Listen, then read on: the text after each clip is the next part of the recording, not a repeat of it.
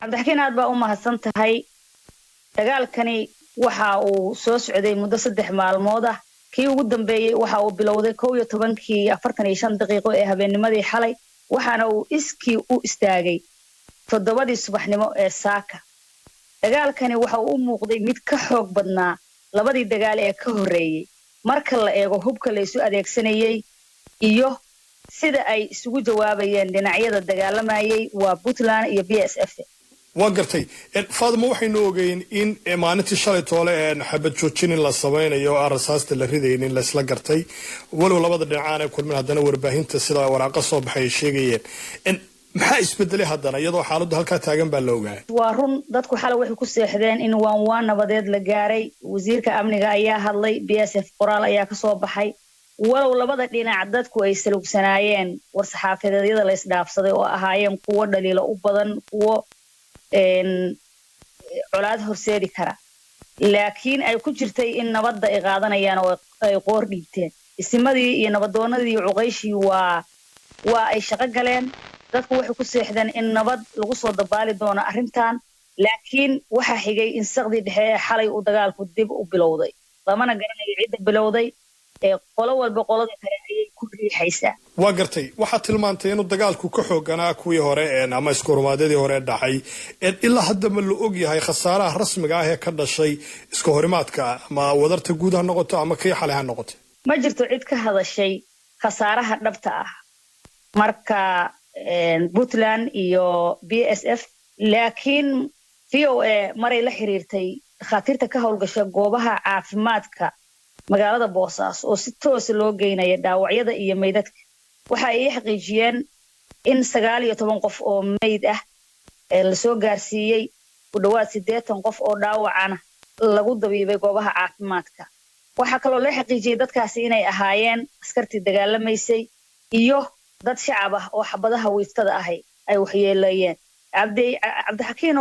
waxa xusid mudan inay jiraan dad guryahoodii hurda in hoobiyaal ku dhaceen oo dhimasho iyo dhaawac uu sababay qaar guryahoodu gubteen وقرتي فاضل طبعا وحافظ الدحدد waxa lagu dagaalamayaa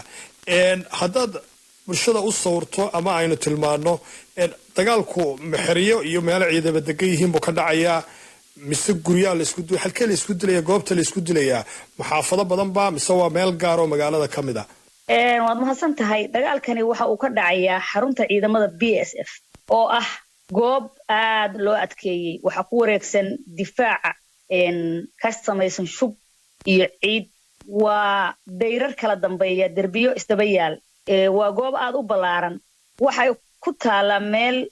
u dhaxaysa madaxtooyada Boosaaso iyo dekada waxa ay cirifka ku haysaa xaafadaha Ridwaan Suweyta oo suuqa Boosaaso aan saa uga fogeyn marka meel lagu diriri karo maaha marka la eego xabaduhu waa sababta ay ugu dhacayaan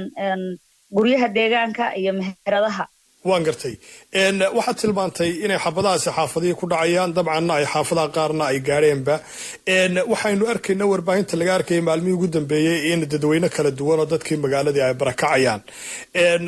heerka iyo waliba tirada barakacaya xaaladda dadkaasi ama dadweynihii aagaasi ku noolaa ay ku sugan yihiin maxaad nooga tilmaami kartaa cabdixakiin magaalada Boosaaso oo ahayd magaaladii ganacsiga Puntland waxa ay la ciirciireysay shacab fara badan kuwa ka ganacsanaya kuwa degan kuwa u soo shaqo tagay maanta wadooyinkeedu waa faar goobaha ganacsiga waa xiran yihiin gaadiid yar baa soconaya kuwaasina waxa saaran ama ku safraya dad barakacaya waxa wadooyinka u dhaxaya Qardho ilaa iyo Boosaaso dadku qayb lug bay ku baxday qaar gaadiid bay raaceen oo tuulooyinkaas Boosaaso ku teedsan ayay tageen degmada Carmo oo magaalada Boosaaso u jida 100 kiiloomitir waa halka ay u barakaceen dadka ugu tirada badan kubanaal qof ayaa waxa loo furay goobaha dawladda goobaha arrimaha bulshada sida isbitaalada masaajidada iskuulada meelahaas oo dhan baa loo furay guryaha ayaa loo furay derbiyada ayay fadhiyaan geedaha hoostooda ayay fadhiyaan dadkaasi aad bay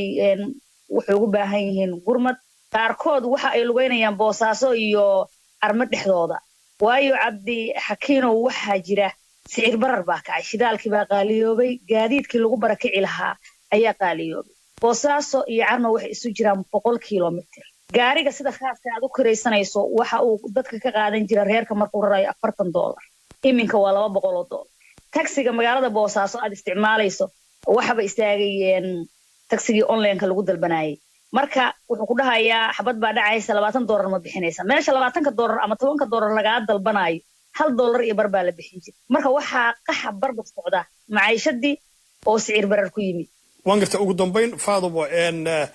sinu ka warqabnay madax dhaqameedka isimada iyo maxaan ku idhaahdaa qaybaha kala duwan ee bulshada ayaa baaqiyo soo saaray maalmihii ugu dambeeyay